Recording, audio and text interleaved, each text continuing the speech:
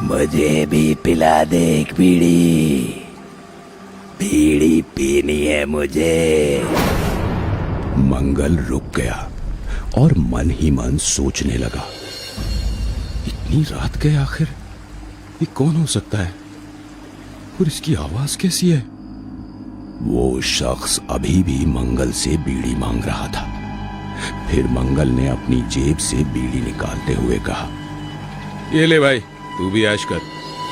मंगल ने उसे बीड़ी दे दी और उसमें आग लगाने के लिए माचिस की जलती हुई उसके चेहरे के पास ले गया।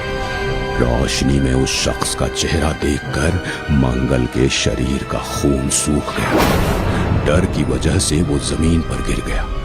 घबराहट और दहशत से वो पत्थर की तरह जम चुका था। दो बड़े नुकीले बाहर निकले हुए दांत, लाल चमकती आंखें, गला हुआ गंदी काई से भरा काला शरीर, कुबड़ा शैतान नजर आ रहा था वो। उसने आगे बढ़ते हुए अपने दोनों दांत मंगल के पेट में चुभो दिए और उसे तालाब के पानी में खींचने लगा। मंगल जोर से चीखा, बचाओ बचाओ, पनडुब्बा। मंगल की चीख गांव के सन्नाटे को चीरती हुई गांव तक सुनाई दी। उस चीख को सुनकर 26 साल का आलोक चौंक कर अपने बिस्तर से उठ बैठा। उफ, किसकी चीख थी ये? आलोक गांव के सरपंच दिवाकर का पोता था, जो कि शहर में रहता था और इस बार गर्मियों की छुट्टियों में गांव आया था।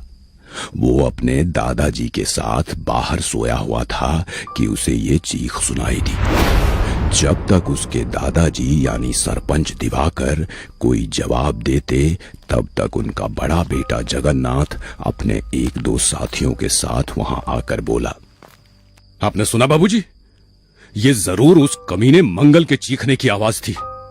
उस दुष्ट को उसके कर्मों की सजा मिल ही गई। सरपंच के चेहरे पर गहरी चिंता थी। उन्होंने जगन्नाथ से कहा, मंगल को उसके कर्मों की सजा भले ही मिल गई हो बेटा, मगर पुराने तालाब की गहराइयों में पल रहा वो शैतान पनडुब्बा पूरे गांव के लिए एक खतरनाक श्राप है। आलोक, जिसे इस बारे में कुछ भी नहीं पता था, वो सवाल भरी नजरों से अपने पिताजी और दादाजी की तरफ देख रहा था। वो जानना चाहता था उस पनडुब्बा के बारे में, मगर उसकी पूछने की हिम्मत नहीं हुई। फिर जगन्नाथ वहां से चला गया और ये दोनों दोबारा सो गए।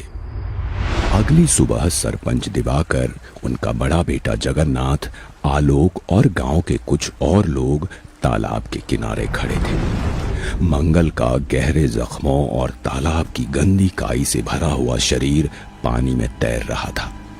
फिर लोगों ने किसी तरह रस्सी के जरिए उसके शरीर को बाहर निकाला। मंगल के शरीर में एक बूंद भी खून नहीं था, जिसे देखकर जगन्नाथ ने कहा, उफ, कितनी बुरी तरह से मौत हुई मंगल की। ये सब उसी पिशाच का किया धरा है। इंसानी गर्म खून उसकी कमजोरी है। आलोक, जो अब तक खामोश खड़ा था, उसने अपने दादाजी यानी सरपंच से सवाल किया, दादाजी, ये पनडुब्बा क्या होता है? क्या ये पानी में रहने वाला कोई जानवर है? वो जानवर से भी खतरनाक होता है बेटा। वो एक शैतान है। मगर साइंस किसी भी शैतान जैसी चीज को नहीं मानता। बिना देखे हमें यकीन नहीं करना चाहिए। तभी आलोक के पिता यानी जगन्नाथ ने उसे डांटा, चुप रहो आलोक, हर चीज में ये तुम्हारी साइंस और पढ़ाई काम नहीं करती। कुछ चीजें ना दिखें तो ही बेहतर हैं। डांट की वजह से आलोक खामोश तो हो गया था, मगर उसके अंदर की जिज्ञासा शांत नहीं हुई थी।